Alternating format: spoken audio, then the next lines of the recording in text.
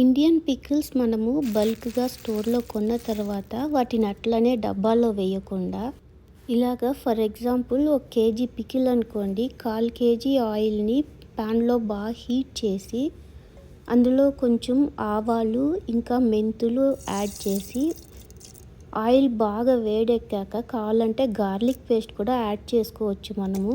కానీ 1 ఇయర్ వరకు ఉండాలంటే మాత్రం గార్లిక్ అవాయిడ్ చేయడం మంచిది. ఓన్లీ ఆవాలు మెంతులు వేసి నూనె బాగా కాగినాక స్టవ్ ఆఫ్ చేసి పికిల్ యాడ్ చేసి బాగా కలిపి దీన్ని ఒక గ్లాస్ జార్ ఎయిర్ టైట్ కంటైనర్లో మనం కనుక వేసుకొని పెట్టుకుంటే 1 ఇయర్ వరకు చెడిపోదంట. లాస్ట్ టైం ఇండియా ట్రిప్ వెళ్ళినప్పుడు పికిల్స్ బల్క్గా కొన్నాము. అప్పుడు అక్కడ ఆ హోల్సేల్ పికిల్ షాప్ సెల్లర్ చెప్పాడు ఇలాగ చేస్తే 1 ఇయర్ వరకు ఉంటుందని.